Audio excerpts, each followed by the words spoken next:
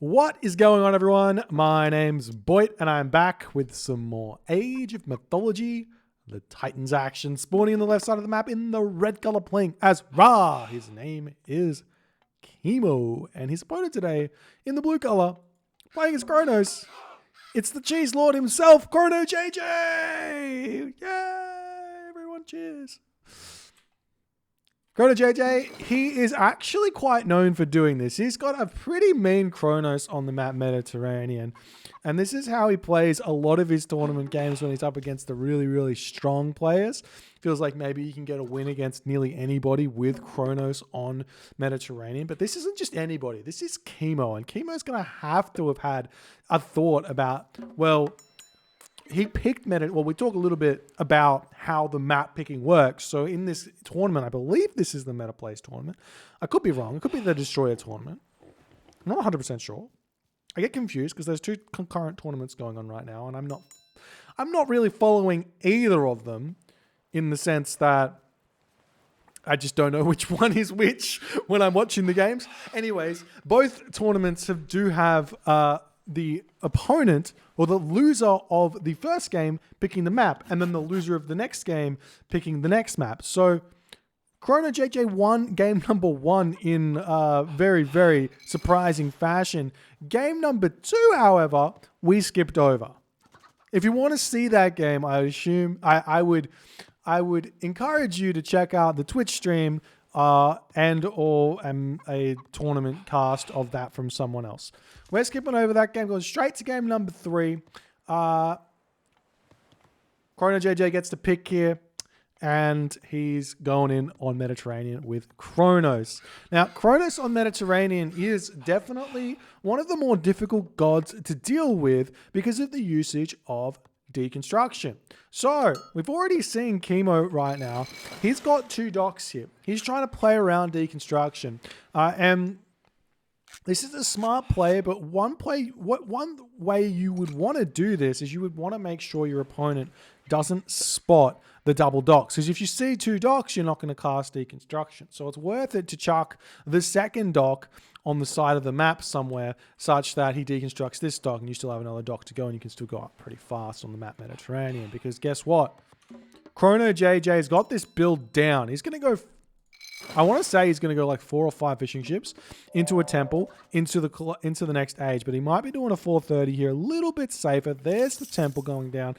If he is going for a 4-minute advance time, he's not going to have the food here because he doesn't have his hunt to eat. So we'll see how it's all going to go in this game. We don't even have an observer here. So, living the dream. Alrighty.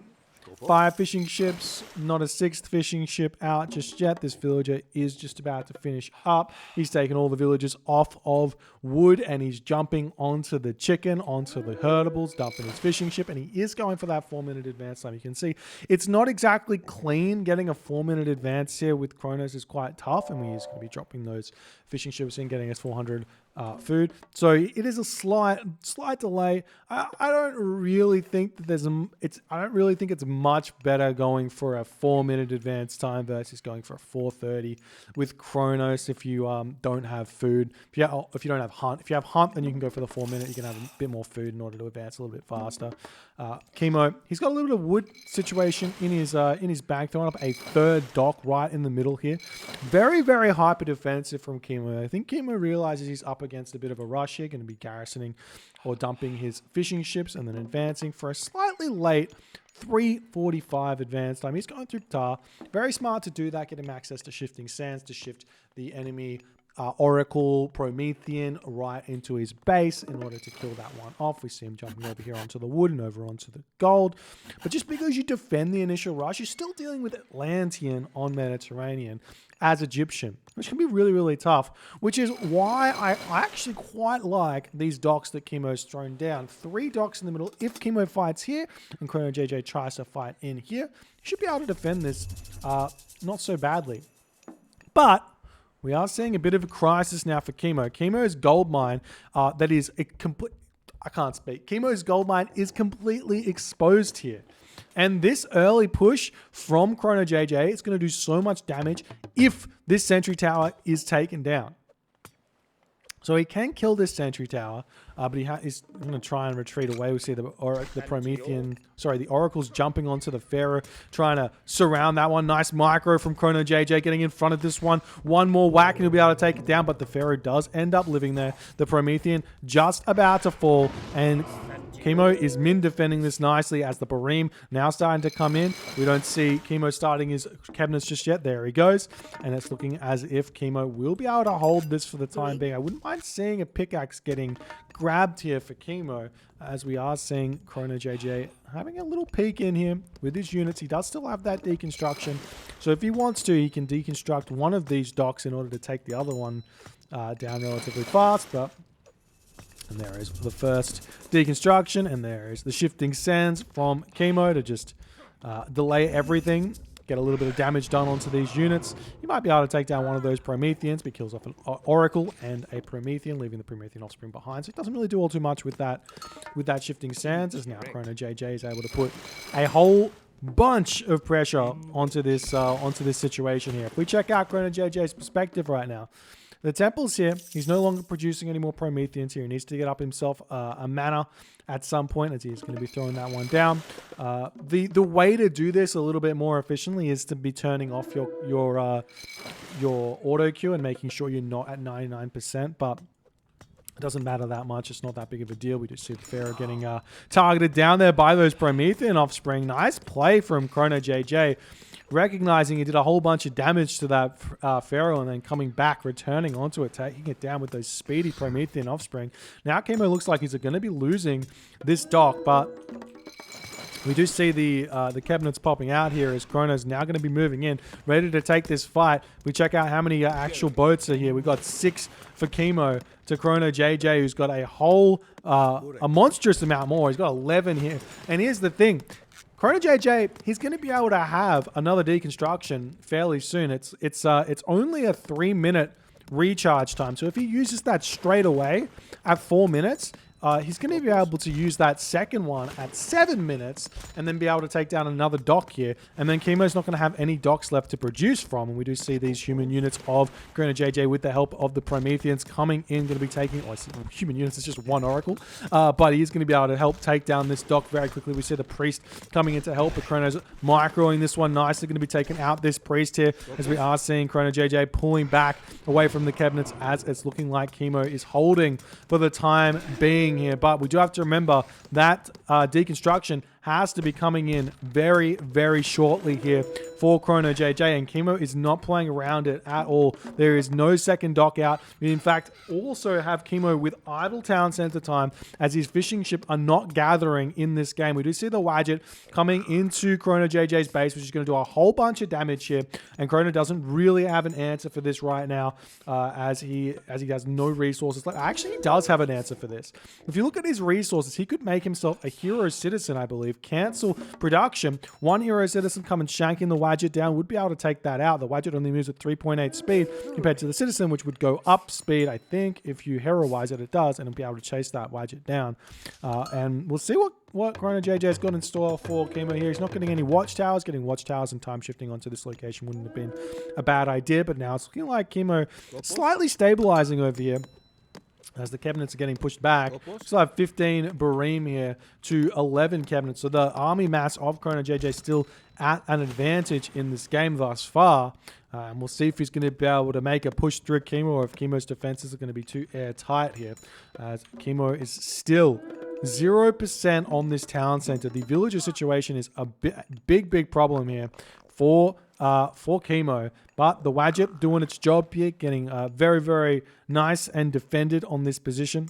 So the Wadjet going to be retreating away.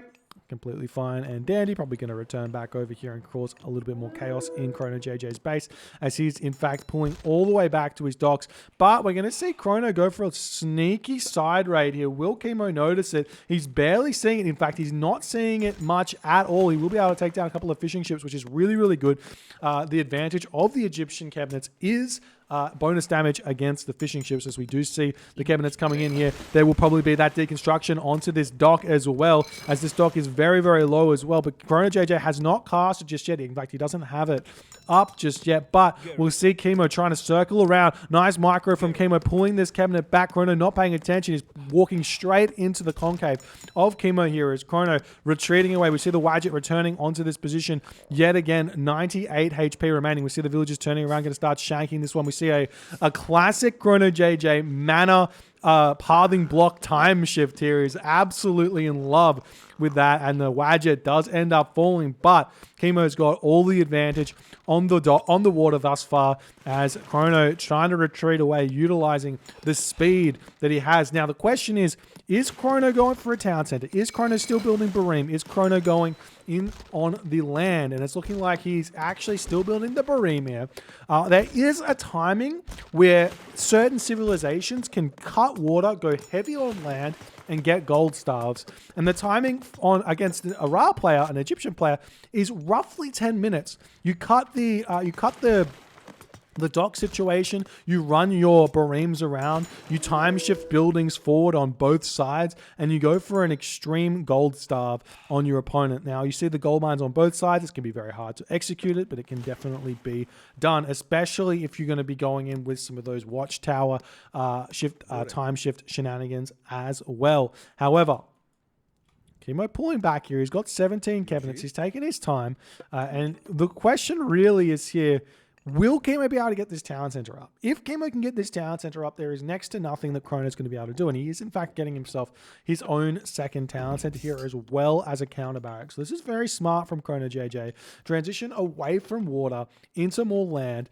But the problem is, because he's going for a town center, that is completely going to allow Kimo to do exactly the same. Obviously, the problem for Kimo here is that he doesn't have the food to get this town center, and we do see him very desperately wanting to get this one up, as Kronos Temple will be spotting that. He's going to be making some Prometheans, and then he's going to be able to time shift his counter barracks forward, as he is making some Terma here. But given the town center is going up, he's not going to have the wood or the food really to make anything useful, just Terma. And we do see this has also got a priest or a pharaoh on it. There's the priest that's going to be able to get this up, even with the Promethean harassing it. As Chrono is still continuously running around the Barim here in this game. And the town center's up. In fact, Kimo gets his town center up first. And ChronoJJ still hasn't got his own town center up. Going to be time shifting his temple back. We might see him go for 3 town centers here. But honestly, at this point, Kimo's got this game in a position that he really wants it to be. 2 town center, technically won the water here. Chrono just simply being obnoxious with his Barim. Going to try and snipe down some fishing ships here. Very, very smart play from ChronoJJ. Getting every single little bit of advantage out of his Barims that he possibly can. Thank you so much for that. Gifted tier 1 sub, Tim Boss. Appreciate you, my friend. Hope you're enjoying the games. And there's that 3rd town center. And it's even with a hero citizen here for Chrono. So he's going to be able to get 3 town centers. This gold mine, in fact, is very, very harassable here for Chrono. So we'll see if he's going to be able to notice that.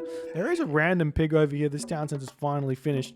But if Chrono can go like full Terma onto this location, it's going to be actually quite hard for Kimo to hold onto it. In fact, we're seeing the armory coming up. There isn't a monument yet, so Kimo can't actually get his Shadoof with his Thar to get very, very cheap farms, utilizing his rain to get to the next age for quite some time here. It takes, what is this giving you, 6 favor a minute, so it's going to be roughly 2 minutes for him to get the favor to get the Shadoof, and then he also has to wait for the, 30-second recharge time. So you are looking at roughly 2 minutes, 2 minutes 30 to get Shadoof out right now. Now he is moving up to the top side of the map, going to be looking to get himself this town center here. In fact, he's basically clicked right on top of it, knowing that there has to be a town center over there. Kimo is one of those few players who really, really understands the maps to a very, very high level. As this town center is just about to come up. ChronoJJ's Terma spam is about to commence, but he is currently short of gold here. He does have this town center over here, and he's completely fine. I don't see an economic guild just yet for Chrono, so it's going to be a bit of a tough position, but we're going to be seeing a lot of pressure mounting here, as Kimo hasn't even started production of slingers just yet. We see a 4th barracks, and the slingers are going to come out very, very fast if he so chooses. They only take 14 seconds to train, which is about the same speed as a Terma. Is that correct? Yeah, they are exactly the same speed as a Terma. But Kimo's now got himself the 3 town centers. He's got a very safe gold mine now. But the advantage right now on water that Kimo's had from getting water might seem like it's a little bit more than it actually is. This advantage that Kimo has on water, it's not that big of a deal. It's not that big of a deal because ChronoJJ managed to hold on for long enough, and his villager production is coming through, and he's going to be able to have the Atlantean advantage here, in that he should be able to get to the heroic age, to the mythic age, very, very well and very fast. We see Kimo grabbing Pygmalion statue as well. It's going to be a big relic pickup for Kimo here, because now his villagers go up to 91. He can also get himself the Skin of the Rhino technology. Be in a fantastic position there as the Terma moving forward. He'll be able to take down a couple more of those slingers as best as he can. The problem with Kronos against slingers as opposed to Uranos against slingers is the fact that these Terma only move at 5.0 speed, which means the slingers will hit them much, much easier. And we see him just accidentally targeting down a granary there, but it does manage to get away. So when you go full Terma against an Egyptian as Uranos, you have a lot more fun against the Egyptian classical army than Kronos or Gaia does going mass Terma, which is why you don't really see mass Terma from Kronos or Gaia too often. But we'll see how this is going to work for Chrono as the cabinets pushing in, doing their thing. And Chrono's got good resource income now. He's getting those economic upgrades that he needs. Plow, hand axe, pickaxe. Beautiful play here from Chrono to keep himself in this game. Kimo, on the other hand, see, he's going segment. He does have the first advance to the next age, but he hasn't really made any sort of food units just yet. And we'll see if Chrono can keep up, if not catch back up. And we're actually seeing him spending his resources somewhere. I'm not sure where he's spent them. Maybe it's just on villages, but he's now out of villages, and he needs to get a little bit more food income in here. He does have these 2 Aurochs here, and I always see players forgetting about the hunt on Mediterranean. It's super, super important. And we are seeing Kimo getting to the heroic age through segment. Now, normally I would say segment's actually not that bad of an idea against Atlantean, but against Kronos doesn't have Tartarian gate, so I don't see a whole heap of use for the Scarab here, because if you do try and be aggressive with the Scarab, it's probably going to get taken down pretty quickly by some hero units. The best use of a Scarab against Atlantean tends to be either an Eclipse push or taking out the Tartarian gate, but Kimo's simply just going to utilize the segment to get himself a extra 10 population here.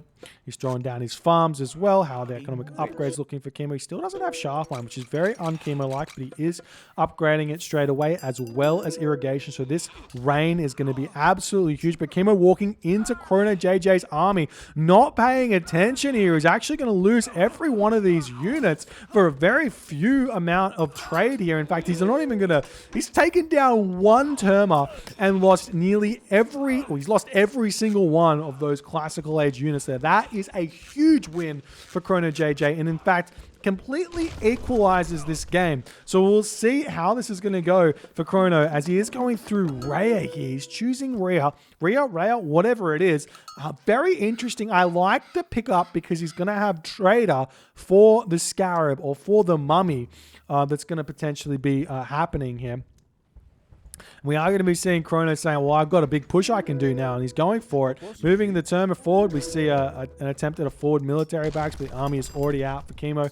Unupgraded Spearman. You know what I think about unupgraded Spearman, but got to be careful with that citizen there moving forward at this point. And will we be seeing Kimo able to get to the next age? Not just yet. Still hasn't actually used his rain. The rain will actually, even though it heavily benefits the Ra player to use it, and you should use it, it will actually also be benefiting ChronoJJ's farms, because he's got 7 farms up, and he won't have irrigation just yet, but he is getting pushed back. These slingers actually do very, very nicely against the Kronos Terma if they have their upgrades, because they get the bonus damage against Terma. It's an extra 25% damage. They're dealing 8 damage a shot, so you do the math, something like 9 damage 10 damage to a Terma, which is a lot, and they move at the same speed. So once you're onto this Terma, you will be able to kill that Terma off fairly simply with a Spearman. As we see the Pharaohs coming out, is there any advance time? Not just yet. We see ChronoJJ trying to set up on the top side of the map. As there's the rain coming down, that's going to skyrocket his food economy. He has quarry, he has a market, he can sell all of that wood to get to the next age. And here's the thing. Chrono, at this point, doesn't really have an answer for a Son of Osiris. Generally speaking, Atlantean really struggles against the Son of Osiris, but that's only normally because the Son of Osiris comes out so early, such that the Atlantean player isn't set up with Arcus just yet. If you have a whole handful of Arcus, the Son of Osiris struggles mightily because the Arcus have 20 range, as opposed to these Terma, which not only have only like a base 5%, is it? Yes, base 5% hack armor. They also only have 12 range, so for them to actually get in and get any damage done, they're taking a couple of shots from the Son of Osiris already. So 2 shots from a Son of Osiris is a dead Terma. So we'll see if Chrono is going to be able to react to a potential Osiris here from Kimo, which is going to come through very, very shortly, or if it's going to be a pain for him in the future, as we see the Pharaoh getting pulled back. Very smart here from Chrono to be trying to target down that Pharaoh, but good micro from Kimo, just pulling back a little bit. He'll be able to heal that one back up, no problems. And meanwhile, on the top side of the map, we see Kimo pushing forward with the Siege Tower. One thing that I absolutely love players doing on Mediterranean is building a transport ship and taking this area, this shore. It's like the beach of Troy. You take the beach of Troy and you take every single amount of initiative here. If you just chuck a couple of buildings up here, it disrupts the trade route, it disrupts everything. It brings a whole bunch of attention here, so then you can push over on another side. It doesn't take a lot of resources, and you're just in a really good position. But I don't see many players doing it very often. As we will be seeing Kimo trying to push through. He's going to be holding on with the Behemoth. He's got some Arcus on this location over here as well. Meanwhile, Kronos getting pushed back. We see him getting a whole bunch of upgrades here. In fact, he's getting Horns of Consecration, which is going to give him a whole bunch more favor. It increases the favor gather rate, but not advancing to the next age is very, very surprising here from Chrono. I assure you that we see an Osiris coming through from Kimo, as he is right in onto ChronoJJ's base here. He's getting pushed back onto this location. He's Terma low HP here. And we'll see what Chrono can do here. He's gearing up for something. He's getting a whole bunch of Destroyer over on this location. I think he realizes that the Pharaoh is on the bottom side of the map, so if he can force on the top side of the map here, even just with even with the Behemoth, and he's got a couple of Destroyers as well, he will be able to take down this town center. We see a couple of priests getting trained here, but that's actually not the correct play. Generally speaking, you just make mercenary infantry. This Behemoth has got 30% hack armor. I'm going to be able to take that down quite fast, whereas the priest doesn't have a whole lot of damage. In fact, it does somewhere between 5 and 10 damage to the Behemoth. And ChronoJJ retreating away from this. No, you should just pull the Arcus in and take the priest down. And this town center looks like it will be falling, but so too does it look like ChronoJJ's town center is going to be falling. So we will be seeing somewhat of a base trade here as Osiris does pop the Pharaoh's 130 or 130 population. We see a trade up onto the siege tower here. Nice play from Chrono to hold onto this town center for just a little bit longer. The village is trying to repair up this town center as Slinger's coming in to try and take down those Arcus as best as they possibly can. ChronoJJ, is he going to the next age just yet? No, he is not. He's 125 of 125 population. We see the Son of Osiris getting cast here. There's a couple more villagers coming in onto this location here. There's some heavy Murmillo getting popped out. The villagers pop out of the town center. They do so much damage to the siege towers. It is ridiculous, and we will not be seeing the town center falling, as it looks like Kimo is able to hold. The Mummy is here to take down the Behemoth as well, but doesn't quite have the recharge available, sitting at only 15 seconds. You need to be at 20 seconds, but he might be able to take this down anyway, so if he keeps chasing it away. Pretty slow Behemoth, 3.3 speed versus the 4.0 speed of the Mummy, and the Mummy will indeed take down another Behemoth. So ChronoJJ throwing away a lot of food here. In fact, he will be losing this town center, as well as Kimo is looking like he is getting into a very, very strong position here, going up 4 town centers to 2 town centers as the villagers jumping back here, trying to repair this town center up. They're not going to be able to. These villagers will immediately attempt to get this one up. 2 villagers getting, or citizen getting sniped there. A 3rd citizen maybe also going to go down. Kimo's got a lot of resources in the bank. Let's look at his economic upgrades. Ooh, he's missing a lot. He doesn't have his patented calm dish yet or flood control. But that doesn't matter here. He's going to be going up to 190 of 190 population very, very quickly. As we see a whole bunch of champion axemen, champion slingers out here. Town center getting repaired all the way back up. He's got architects. He's got fortified town centers. Holding on is the name of the game here. For Kimo, just get this town center up. He's going to be in a fantastic position. Does he have? He does have Slings of the Sun. Now, you might think Slings of the Sun is a really, really good technology. You might think it's a really, really good technology. Now my slingers are not only good against archers, they're also good against infantry, right? Or counter infantry? No. They're also good against infantry, not counter infantry. They're good against like hoplites, for example. But no, you'd be wrong. 30% bonus damage only really amounts to, if you've got 5 damage, it only really amounts to about like a +1 or something. It doesn't exactly tell me what it is. +1 damage, so you're only still doing like 5.8 damage or something like that. Even at champion with bronze weapons, so it's really not that big of a deal. But it's a fun upgrade nonetheless. Makes you feel mighty strong. At least it means that the slingers are not 100% wasting their time. But look at this. He's throwing the I want to see how much. I think they probably do like 1 damage a shot. Yeah, they're doing 1 damage a shot to the destroyers, or just over 1 damage a shot to the destroyer. Feels bad, man. Oh, slingers are funny.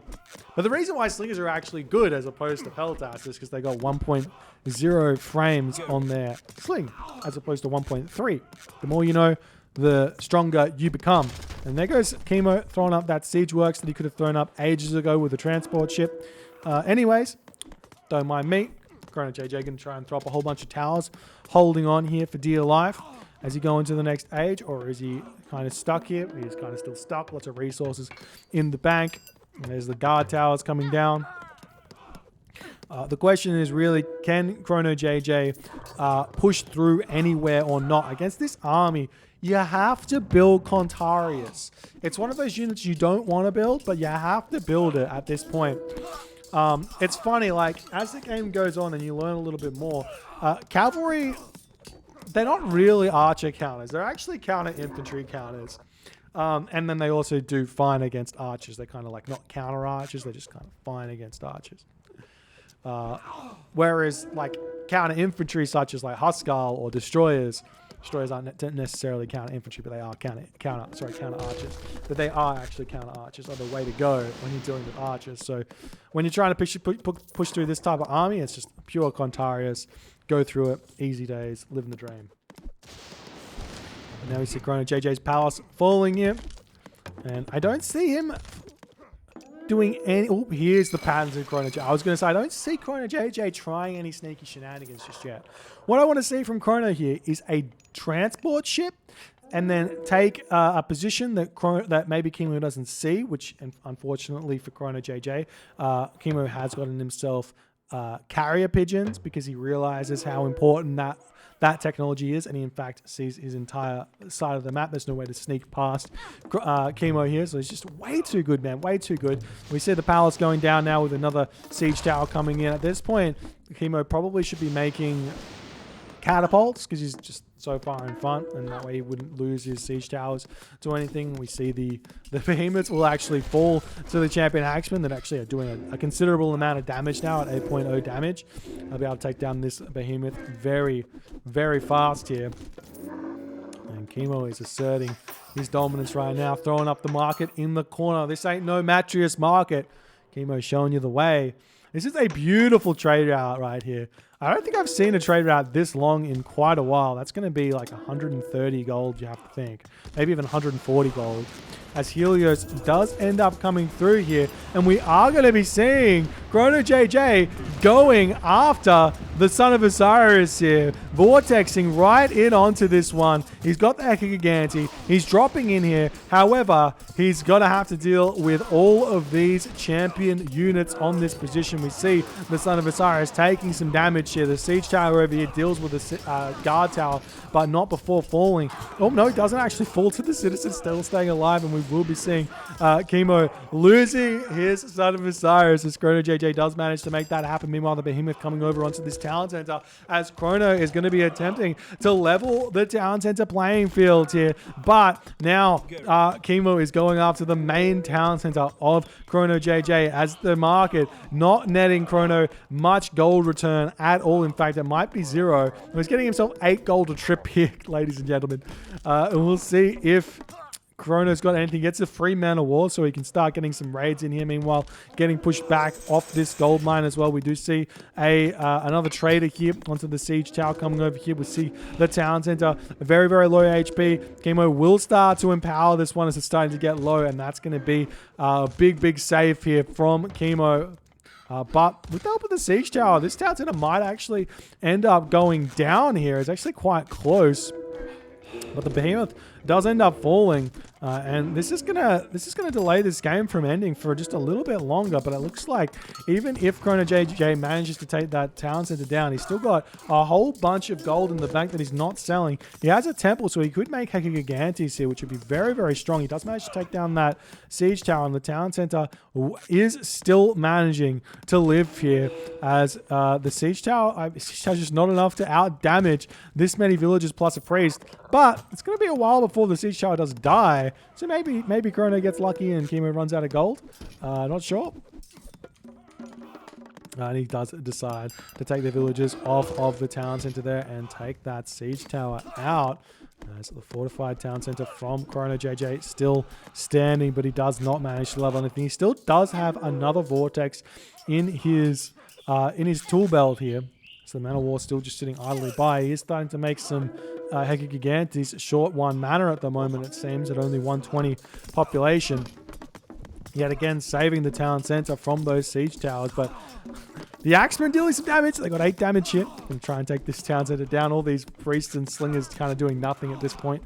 Another siege tower rolling in. If Kimo just simply built a catapult here, he'd be able to clean this up very easily. But maybe taking the don't build catapults until you've got walls a little bit too much to heart here. And there goes one citizen. Another citizen will be falling. Another citizen will be falling. And ChronoJJ, I just don't see it for him. He might be able to get some kind of town center snipe with the Hecagigantes, with a vortex, but that's going to be it here for Chrono. He taps out. GG. Kimo does end up taking him out of this tournament, or I think he might go into the losers bracket. But a nice showing from Chrono. He does show that he was once a top 1 player. And it's funny, you watch this game and you're like, Kimo didn't play this perfectly at all. If ChronoJJ just put had that a little bit more insight into this game, he probably could have managed to get a gold staff. Had he denied this town center, and then he could have just put a whole bunch of pressure onto this gold mine over here, but he just wasn't able to do it. And I think the lack of awareness to go to the Mythic Age and definitely go through Implode here, instead of maybe going all 3 town centers, could have been an option as well. There's a lot of different shenanigans here you can do with Kronos, but not in this game. A very, very nice try with the Bareem. I thought there was an option here to deconstruct this dock and then take the fight and actually win the water here for Chrono as well, but he didn't take it, and that allowed Kimo to win the water. And if you let Kimo win the water and you don't put any real pressure on, Kimo's going to get to his dream position, and once he's in that position, it's very, very hard to take him out. Anyways, if you guys enjoyed this game, please consider hitting the follow on the Twitch. If you're on the YouTube, hit that subscribe button, and I'll see you guys in the next game.